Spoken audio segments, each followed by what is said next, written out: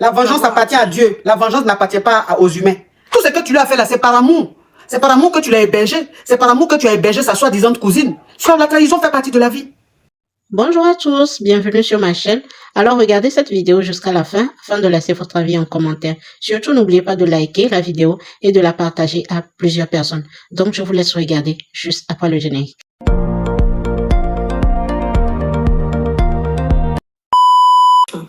Ça fait 3 ans, je suis avec un jeune, ma coach. On s'est croisés à l'étranger ici. Quand je l'ai croisé là, il était allé Beaux-Arts, donc ça n'a pas marché, donc il est revenu en ville. Quand il est revenu là, ma coach, il n'avait rien. Genre, il devait tout reprendre à zéro. Donc, je l'ai hébergé dans mon appartement. On a fait 1 an ensemble. Après, il m'a dit qu'il avait une de ses cousines qui devait venir, qu'elle n'a pas l'argent pour acheter son billet, donc de la compléter. Si elle vient, elle va me rembourser. Au début, je voulais pas. Il m'a demandé pardon. Après, j'ai accepté. Quand la fille est venue, j'ai trouvé du travail. Elle a travaillé et puis elle a remboursé mon argent, ma coach. Oh, Warrior, love you. Elle s'est retrouvée un peu. Elle va aller prendre sa maison. Donc, la fille est partie. Ma coach. Déjà, le gars, là, c'est pas sa cousine, c'est sa femme, c'est son ex, sa femme qui l'a laissé au pays là-bas. C'est elle, il a fait venir ici, il m'a fait croire que c'est sa cousine. Autrement, j'ai nourri la fille là jusqu'à, il me dit que c'est sa cousine, autrement, c'est sa femme, ma coach. Hein? On est restés ensemble jusqu'à 3 ans. Il y a 2 mois, il m'a dit qu'il veut partir au pays pour aller voir ses parents. Comme il y a l'hôtel, il a vu ses parents, il va aller au pays pour aller voir ses parents, ma coach. Déjà, c'est pour aller se marier. Ce samedi-là, il me connaît, il me met sur Facebook et voit que le jeune, il s'est marié avec la fille. Il a vu la photo de mariage, ma coach. Je ne sais pas quoi faire. Oh, s'il te plaît, il faut doser les pleurs, dose les pleurs. Tonton TikTok n'aime pas ça. Il faut doser les pleurs. Est-ce que ça s'est passé hier? Ma coach, c'est ce samedi-là. Mais samedi, là, aujourd'hui, on est mardi, donc ça fait 4 jours. Donc, ça veut dire que tu peux calmer tes pleurs. Tu vas faire TikTok, va m'envoyer garant. Vous me voulez quoi aujourd'hui comme ça, franchement? C'est vrai que mon espace est un espace d'affairage, mais quand même, pensez aussi à mon espace. Si vous pleurez, vous tous comme ça, tonton TikTok va dire, mais c'est la même, mais elle fait quoi tous les jours, puis les gens pleurent comme ça, là. C'est pas mieux, on va lui envoyer un petit garant, là. Donc, s'il vous plaît, hein, dosez les pleurs. Donc, ça veut dire que toi... Mais attends. Donc, ça veut dire que sa cousine qui tu as hébergée là, les deux sont partis ensemble au pays. Oui, ma coach, les deux sont partis ensemble. Ils sont partis, ça fait maintenant 2 mois. Attends, hein. Attends, je vais récapituler. Hein. D'accord, ma coach. Attends, je vais récapituler. Donc, ça veut dire que ton chéri et toi, vous étiez ensemble depuis le bled, quoi, c'est ça? Non, ma coach, on s'est croisés ici. Ok, donc le gars, il a fait Beaux-Arts. Il devait faire Beaux-Arts, ça n'a pas marché. Donc, il est revenu en ville. C'est là qu'on s'est croisés pour la première fois. Donc, moi, je l'ai hébergé sur moi. Vu qu'il devait tout reprendre à zéro, il n'avait rien. C'est grâce à moi qu'il a eu du travail. C'est grâce à moi qu'il a eu du travail. Donc, on est resté dans mon appartement jusqu'à un an après. Il m'a dit qu'il a sa cousine qui est au pays. Elle veut venir se chercher, mais elle n'a pas l'argent. Vous êtes dans un pays maghrébin, c'est ça? Oui, ma coach. Ok. Donc, d'aider sa copine là, si elle vient, elle va travailler pour me rembourser mon argent, ma coach. Bête que je suis, j'ai accepté. La fille est venue, elle est restée dans mon appartement, elle a fait 1 an. Non, faut pas pleurer, maman, faut pas pleurer, pardon. Faut pas pleurer, faut te calmer, hein, sinon ça va signaler le live. Ok. Donc, ça veut dire que tu es dans un pays maghrébin et il y a un jeune qui est venu dans ce pays-là, genre en Tunisie comme ça, qui est venu. Et lui, c'était dans le but de Beaux-Arts, c'est-à-dire dans le but de rentrer en Europe par bateau. Et c'est comme ça, quand vous êtes connu, quand il a essayé la première fois, ça n'a pas marché, ou même plusieurs fois, ça n'a pas marché, il n'avait plus rien. Il fallait maintenant qu'il travaille pour avoir de l'argent pour réessayer. Donc toi, tu as tout fait pour qu'il ait du boulot, et c'est chez toi qu'il habitait. Donc il t'a dit qu'il a sa cousine qui va aussi venir en Tunisie pour se chercher. Toi, tu dis, ok, il n'y a pas de problème. Donc voilà comment tu l'as aidé à faire venir la fille en Tunisie. Et la fille, maintenant, elle habitait chez vous. Oui, ma coach. Ja, c'est pas sa cousine, c'est sa femme. C'est-à-dire que sa femme qu'il a laissé au pays là, pour venir là, c'est elle, il a fait venir. Et les deux maintenant sont allés en Côte d'Ivoire, enfin, allés en Afrique, au bled. Oui. Et tu apprends le samedi que les deux se sont mariés. Tu as vu les photos et tout ça? Oui, ma coach. Je suis tombée sur la photo comme ça, sur Facebook. Je dis, il se laisse marier, quand attends, je vais m'affairer. Je m'en vais sur son profil, je vois ça avec mon gars qui s'est marié, ma coach. Je suis dessus, je ne sais pas ce que je vais faire. Je lui ai envoyé la photo, là, ma coach. Il ne m'a pas bloqué, il m'a fait vu. Je l'appelle Irako jusqu'à aujourd'hui. Il ne m'a pas bloqué, il est là, mais il ne décroche pas mon appel, ma coach. Est-ce qu'on fait ça à quelqu'un, ma coach? Je ne sais pas quoi faire, ma coach. Je suis découragée. Mais la fille qu'elle était chez toi là, dans leur façon de se comporter, tu n'as pas senti que c'était pas sa soeur? Il n'a jamais rien senti, ma coach. Quand je suis là comme ça, même pour s'approcher du jeune là, elle fait pas, ma coach. Il y a quelqu'un, attends ma chérie. Hein. Je n'ai jamais rien senti, ma coach. Quand je suis à la maison, là, la fille, là, elle ne s'approche pas de son supposé cousin. Là, elle ne s'approche même pas de lui. Ah, donc, ça veut dire que quand tu sortais pour aller travailler, quand tu sortais pour aller les trucs là-bas, les deux graissaient. Oui, ma coach. Les deux restaient à la maison, ils graissaient. Hey. Ils ont fait ça pendant 1 an. Pendant 1 an, elle a dit que comme elle a eu un peu, elle va aller prendre sa maison. Déjà, je suis sûre que c'est le jeune qui a pris l'appartement pour elle. Je suis sûre que c'est lui qui a pris l'appartement pour elle. Vu que moi, je suis toujours à la maison, ils ne pouvaient pas faire ce qu'ils ont à faire là. Oui. Il allait prendre l'appartement pour elle pour qu'ils puissent se voir tous les jours, ma coach. Il est parti au pays, ça fait maintenant 2 ans, 2 mois plus tôt. Je me connais, je vois qu'il allait se marier avec la fille, ma coach. Je ne sais pas quoi faire, ma coach. Ouais. Je suis déçue, ma coach. Ouais.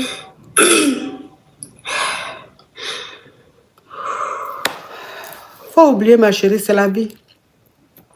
Oui, ma coach. Mais tu vas faire quoi? Ma coach, moi, je veux me venger d'elle. Ah, ça veut dire quoi? C'est dans mon live ici, tu as venu dire ce mot-là. Pardon, ma coach, pardon. Quand même. Quelqu'un qui a envie de faire son truc. Toi, tu penses que c'est dans le live ici, il va venir dire et puis on va le dissuader. Si tu viens dans mon live, il ne faut pas dire les choses comme ça. Hein. Moi, où je suis là, je suis une personne positive. La vengeance appartient à Dieu. La vengeance n'appartient pas aux humains. Ça appartient à Dieu. Donc, moi, je ne vais pas t'encourager à te venger. Non. Il faut laisser pour toi à Dieu. Parce que l'être humain, même quand lui-même il veut se venger, il s'y prend mal. Et ça se termine mal. Voilà pourquoi on dit, il ne faut pas que les hommes se vengent. Ils n'ont qu'à laisser Dieu faire leur palabre. C'est ce qu'on appelle le karma. Parce que quand toi, l'être humain, comme c'est les émotions, dans ta vengeance, tu peux faire quelque chose que tu vas regretter, mais c'est déjà tard. Alors que Dieu, lui, il sait comment donner karma aux gens. Donc, il sait à quel moment il fait. Il faut laisser pour toi à Dieu. Il a changé quoi dans ta vie? Ce qu'il a pris dans ta vie là même, ça va changer quoi? C'est pas grave. Tout ce que tu lui as fait là, c'est par amour. C'est par amour que tu l'as hébergé. C'est par amour que tu as hébergé sa soi-disant cousine. Si aujourd'hui, ce sont allés se marier qui t'ont trahi, c'est pas grave. La trahison fait partie de la vie. La trahison là, ça fait partie de la vie. Quand tu es un être humain, que tu as envie d'évoluer, si la trahison t'arrive, faut pas être découragé. Ça veut dire que tu es en train d'encore plus monter. Ça veut dire que plus on te trahit, plus Dieu te fait monter. Plus tu montes, plus tu évolues, ta trahison est plus tranchante. C'est la vie, c'est comme ça. Il faut laisser à Dieu. Il faut laisser à Dieu. Ils n'ont qu'à continuer leur vie. Que Dieu les bénisse. Toi, il faut continuer ta vie. Tu as compris, ma chérie? D'accord, ma coach. Courage à toi. Courage à toi. Courage. Ah, Seigneur Jésus. Oh, c'est incroyable. Allô? En fait, j'ai une amie que j'ai hébergée chez moi. Et ça fait maintenant, disons, 6 mois qu'elle est chez moi. Et elle ne travaillait pas. Maintenant, elle a commencé à travailler, ça fait 3 mois. Et elle a rencontré, je suis en train de parler et puis mon cœur même bat. Donc, elle a rencontré un monsieur et ils ont commencé à sortir ensemble. Un jeune qui est venu avec le bateau, qui n'a pas de travail, qui est dans un campo. Et du coup, elle avec le jeune, ils sortent ensemble. Mais c'est quand moi je ne suis pas là, quand moi je pars au travail, eux ils se retrouvent chez moi en fait. Toi tu es mariée? Je ne dis rien. Moi? Non, bon, je suis une lionne blessée et du coup je ne fais même plus confiance aux hommes. Je m'en fous, je cherche. Non, tu es célibataire, hein, je veux dire. Tu vis seule avec ta copine. Voilà, les hommes, je fais plus des hommes ma priorité en fait. Je fais de ma priorité mon travail et je m'occupe de ma famille. Très bien. Et elle habite chez moi. Souvent quand moi je ne suis pas là, elle fait venir son mec et tout et tout. Donc, je pense que c'était la veille du jour de Saint-Valentin. D'habitude, comme elle était chez moi, elle ne travaillait pas. Quand moi je l'invite, je payais tout en fait, au restaurant. Je paye tout, je fais le marché. Elle prépare, elle mange, elle ne paye pas l'eau, elle ne paye pas courant, elle ne paye rien, je l'ai hébergée juste pour l'aider. Et la veille du Saint-Valentin, je l'ai invitée, elle était avec son gars. Et comme on était ensemble à 3, j'ai payé les factures pour nous 3. Sans arrière-pensée. Donc du coup, son gars a commencé à avoir des petites histoires avec elle. Et souvent, quand il vient chez moi, si je suis là, il me fait des yeux doux. Et moi, je n'aime pas ça. Moi, j'ai compris que c'est un peu un homme, comment on appelle ça? Il a vu que comme je suis une personne qui a aidé, qui aide sa copine et qui est capable de m'occuper d'elle et aussi que j'ai payé les factures, c'est comme si il a pensé à vouloir me draguer. Et du coup, moi, je l'évite. Donc, sa copine a remarqué que quand moi je suis là, il se comporte bizarrement. Et quand moi je vois qu'il est là, même je sors. Donc, elle est venue me dire que oui, que son gars a dit qu'il a des sentiments pour moi. J'ai dit, moi, je m'en fous de ton gars. Moi, je m'en fous de ton gars. Et moi, je sais pourquoi même il te dit ça. Parce que le jour qu'on est sortis ensemble, on est parti manger au restaurant et que j'ai payé les factures là. Depuis ce jour-là, même, j'ai vu qu'il est devenu bizarre. Mais moi, je n'ai rien à foutre avec lui. Il faut lui dire que je n'ai pas son temps et que je n'aurai jamais son temps. Si tu veux, moi-même, je vais lui dire. S'il vient ici, je vais lui dire que toi, là, enlève-moi de ta tête. Moi, je suis une personne, affaire d'homme, là, je ne suis pas dedans. Voilà, on m'a brisé le cœur plusieurs fois, je ne les fais plus confiance. Voilà pourquoi, si je peux, j'ai le maximum de femmes possible. Mais les hommes, je ne suis pas dedans. Donc, il est venu chez moi, c'était le samedi. Et moi, j'ai dit à ma copine, écoute, je vais te dire quelque chose. Comme il y a une histoire bizarre maintenant, et qui se passe dans cette maison, que toi aussi, tu te comportes bizarrement, lui aussi se comporte bizarrement, moi, je ne veux plus qu'il vienne chez moi. Il faut lui dire de ne plus venir là-bas parce que quand il vient, il me regarde bizarrement, ça ne me plaît pas. Je n'ai pas envie de lui manquer du respect. Et toi aussi, tu vas te sentir mal. Dis-lui de ne plus venir chez moi parce que je ne veux pas de problème. Et la fille lui a dit ça. Quand la fille lui a dit ça, il est venu me demander. Moi, je lui ai dit oui. C'est moi qui t'ai dit à ta copine de te dire de ne plus venir chez moi parce que tu as des comportements qui ne me plaisent pas. Ce genre de comportement-là, ça ne me plaît pas. Tu veux me mettre en palabre avec ma copine et moi, je n'ai rien à foutre avec toi. Non, il ne faut pas dire trop ça. Il faut dire j'ai rien à faire. Tu vas signaler mon live. Sois poli. Voilà, je n'ai rien à faire. Et il dit non, que la fille là, que lui n'a jamais aimé la fille là, que la fille là a des comportements qui ne le plaisent pas. J'ai dit ça, c'est pas mon problème, ne m'explique pas. Je ne veux pas savoir. Je ne veux plus te voir chez moi. Sors de chez moi. Et qu'est-ce qui s'est passé à la fin? On évolue, on avance un peu. Voilà. Le problème est que maintenant, c'est ma copine qui est chez moi et qu'elle me manque du respect. Quand je lui parle, elle ne me répond pas. Quand je lui dis bonjour, elle ne me répond pas. Et moi, ça me fait mal. Dans ta propre maison. De cette histoire-là. Attends, ma chérie. Dans ma propre maison. Dans ta propre maison, quelqu'un que tu es belle, tu le salues, il ne te répond pas. Elle ne me répond pas, elle me manque du respect.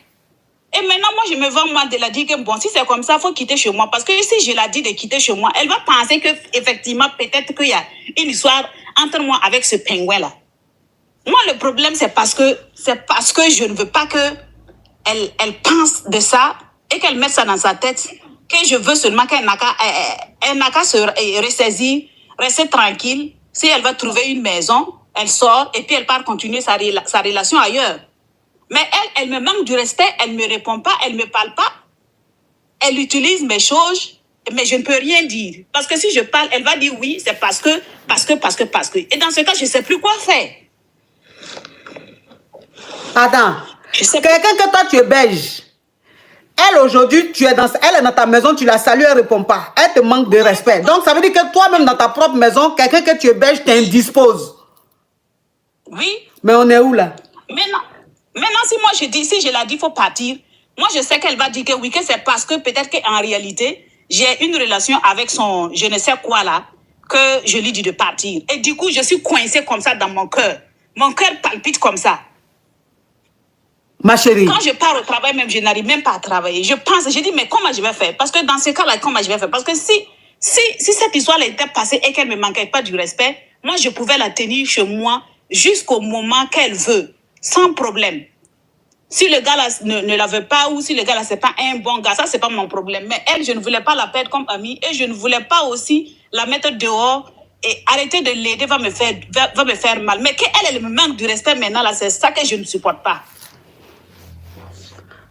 Mais attends. C'est ça que je ne supporte pas. Mais je dis, elle là, elle est qui pour toi? Ou bien quand tu vas la mettre dehors là, ça va changer quoi dans ta vie? Ou bien tu cherches Brassard de la femme la plus parfaite du monde?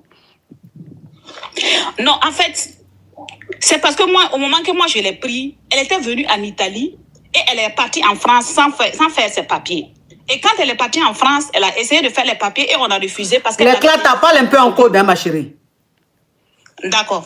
Donc, comme elle avait déjà essayé, puis ça n'a pas marché, elle est revenue ici. Et quand elle est revenue, le campo ne la voulait plus et elle se trouvait un peu à la rue. Pour moi, ça me faisait mal de voir qu'elle est une jeune femme et qui est à la rue, ça ne m'arrange. C'est pas bon. Je l'ai pris chez moi, je l'ai fait venir chez moi, je l'ai logée, je l'ai nourrie. Elle est restée, elle a fait au moins plus de 5 mois sans travail. Je faisais tout pour elle. Jusqu'à ses dessous, j'achète tout, juste pour l'aider.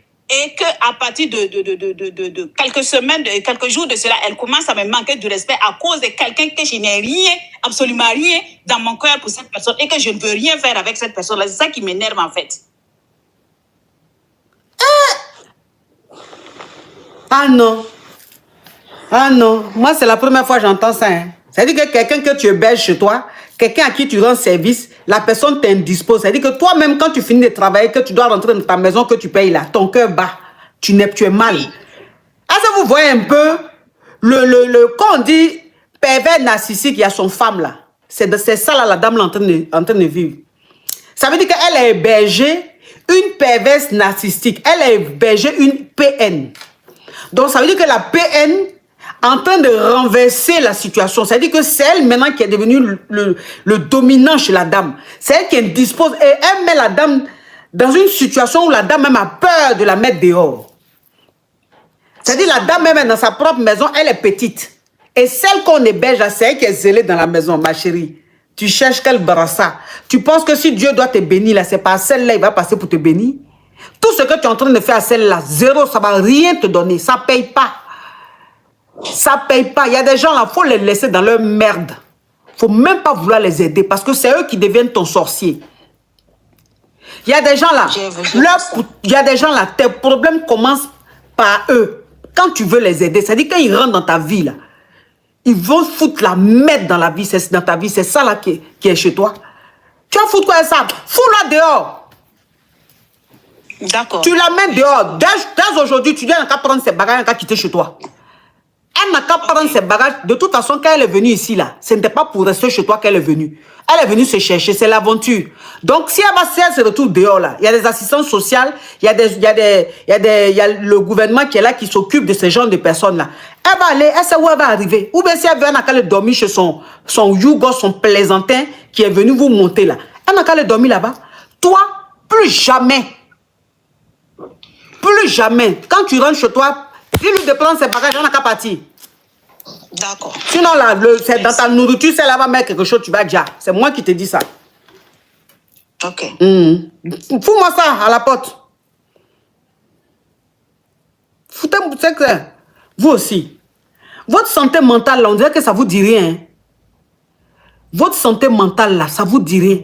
Quand on dit la santé mentale, là, c'est plus qu'un médicament. C'est plus qu'un traitement. Vous n'avez pas compris. Ta santé mentale, une fois que quelqu'un atteint ça, c'est fini. Tout ce que tu fais dans ta vie, c'est comme zéro. Tu peux avoir des milliards. Tu ne vas même pas jouir de ces milliards-là, tellement que tu vas être traumatisé. Ne jouez pas à la santé mentale. La personne qui vient compromettre votre santé mentale, votre paix intérieure, vous foutez la personne. Vous mettez la personne très loin de vous. Et ce n'est pas négociable. Ce n'est pas négociable. Parce que quand ta santé mentale est atteinte, c'est fini. Ta vie devient amère. Rien n'a de l'importance. Rien n'est bon autour de toi. Tu es dépressif. Pourtant, tu as tout ce qu'une personne doit avoir pour être épanouie. Mais tellement que tu es avec une personne toxique qui atteint, qui compromet ta paix intérieure, tu es là, tu déprimes. Pourtant, tu as tout. Tu as un appartement, tu as une maison, tu as une voiture, tu as un boulot. Tu as quelqu'un qui t'aime, tu as un entourage qui t'aime, tu as tes enfants qui t'aiment. Mais tout ça, ça ne te dit plus rien parce qu'il y a une personne toxique qui est dans ta vie. Qui est dans ta vie. Faites attention. Préservez votre santé mentale, s'il vous plaît. Préservez votre santé mentale. Si c'est ta main gauche, qui est contre ta santé mentale, il faut couper. Si c'est ta soeur qui est contre ta santé mentale, faut t'éloigner d'elle. Ça là, il n'y a rien à faire. Ça là, il n'y a rien à faire. Ce n'est pas discutable. Si les gens veulent n'ont qu'à dire que vous êtes mauvais, ce n'est pas grave. Au moins, vous avez votre santé mentale. Vous avez votre paix intérieure. Ça n'a pas de prix, mes amours. Ça n'a pas de prix. Ça n'a pas de prix. Ça n'a pas de prix. S'il faut que vous dépensez votre fortune, rien que pour avoir votre santé mentale, dépensez. Ayez votre santé mentale. C'est plus que tout. C'est plus que l'or, c'est plus que le diamant, c'est plus que l'argent. Ça, je vous dis.